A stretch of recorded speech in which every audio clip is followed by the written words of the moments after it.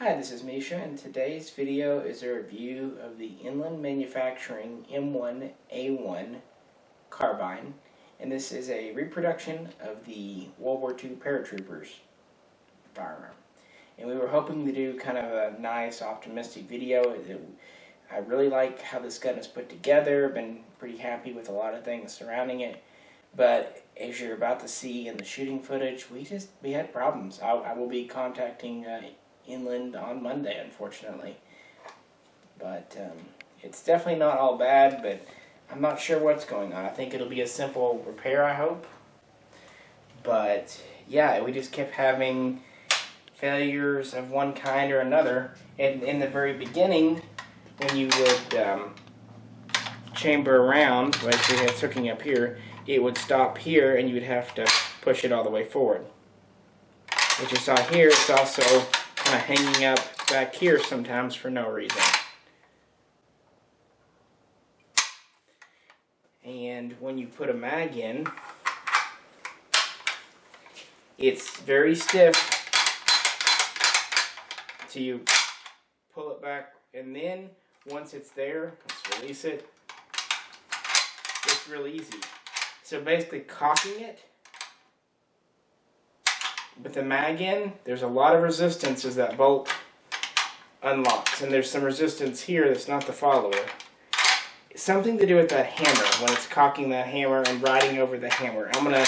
We just got through shooting it, so I'm going to take it apart and see if there's anything obvious. But it acted like it was also being short gassed or not having enough gas, because sometimes we would just have a dead trigger. It would eject the old casing but not load a new one and not go back far enough to cock the hammer. So something's going on there. Helps if I take the safety off as usual. Did not go forward.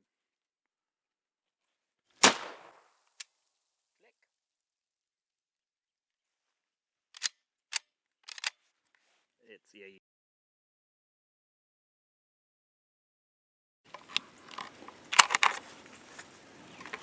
Let's try it again. Okay, now we're all the way forward at least. Go ahead. That doesn't matter. Nope.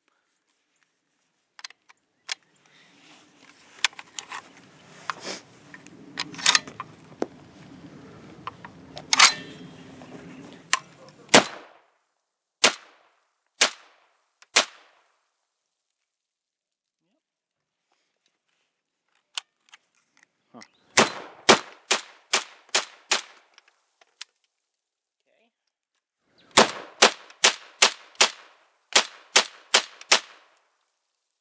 So close.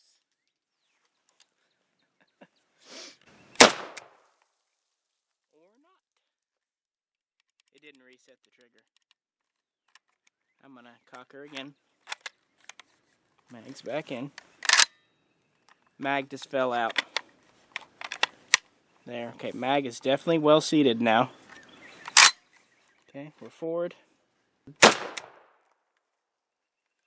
Trigger is not reset again. Cocking. Not going forward like it should. There, forward. Lower. Malfunction. I can tell that by the noise. That's an interesting one. It cocked at that time. Let's see what we got. Didn't go all the way forward. Live round. I'm ready. Cocked. Ready?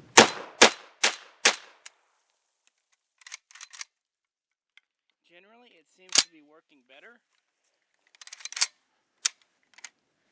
on empty mags, but it is hanging up on something in the trigger group. I hope it's an easy fix. But I can't not tell you the truth. It didn't run well, and that is disappointing for a gun that otherwise is a very good reproduction of what it is. I just hope they didn't focus too much on the reproduction part and not on the gun part. It is a good example of a late World War II paratrooper. We've got a Type 2 barrel band, No bayonet lug. They've got a properly rounded stock up here, unlike the auto ordnance paratroopers. That's nice. Got a correct upper hand guard. It's a 4 rivet style. Some might want it too. It's okay. We do have the round bolt, which came to use in 1944. We have the adjustable rear sight, which came into use in 44.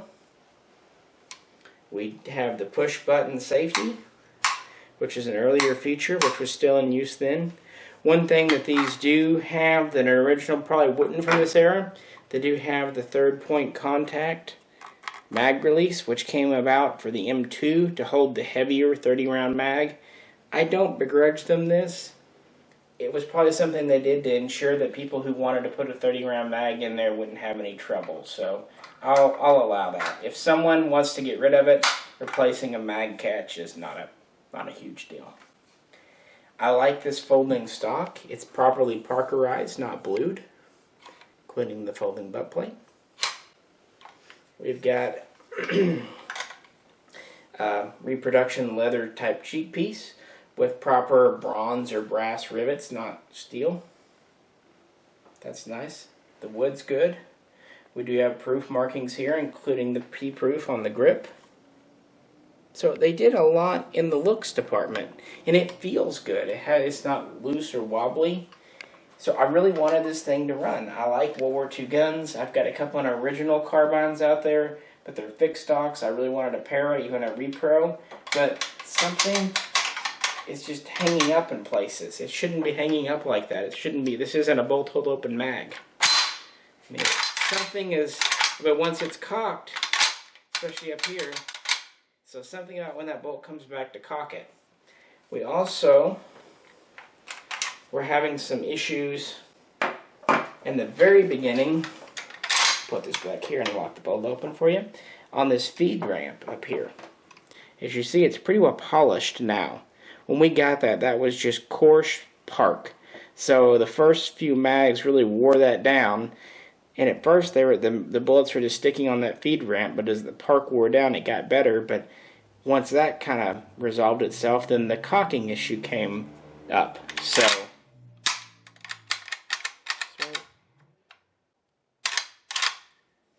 I really don't know. So I will be contacting Inland. As of now, we're going to have to give this a fail, but I will give it another chance, and I will post what I discover, and if we get a good working, either get this one up and running or get a replacement that runs, better believe you'll be hearing from us, because I really like people who put a lot into the replicas, and they did. Plus, I was really impressed with their trench gun. Now, I will say, for the money they're charging for these, I would expect a little better quality control and a little more testing. But before we even put a single round through it ourselves, we did check the bore to make sure there was no obstructions, so on and so forth, and there was some powder residue. So I do know it was test fired at the factory at least. But as you see in our video, it would run 3, 4, even 5, even 6 rounds at a time, but then it would jam for 3 or 4 rounds in a row. So it's kind of a consistent but intermittent problem. Now, before we say goodbye, I thought I would just show a nice reproduction Paratrooper drop case here. I've had this one for a lot of years. Used to have my auto ordnance repro in here that I sold a few years back. It's on an original World War II or Korean belt with the 2 mag carrier here. Oops, flip it around. So yeah, got some gear with it. As you saw, the Carbine has an original type sling on it. And it does have, oh, I gotta flip it back around. It has the oiler here. This oiler fits a little loose, but as far as I know, the originals did too, so I'll probably go in there and maybe pinch this just a little bit. It's fallen out a couple of times on us, although not ever during shooting. It, fell out when we had the gun like this and moving it around once or twice, but, it does store an oiler just like an original. Well, we really appreciate you tuning in, and we'd really like to hear your own experiences. If you own an Inland or have shot a friend's or been to a rental range and shot one, I'd like to know if anyone else out there has had these problems and has any suggestions on how to fix them. Or just we can talk M1 carbines. We have a full-fledged video on the history of the M1, M1A1, M2, and all that. So if you're interested in the history, please check that out. As always, really appreciate you tuning in. If you get time, please like the video, and we'll catch you very soon.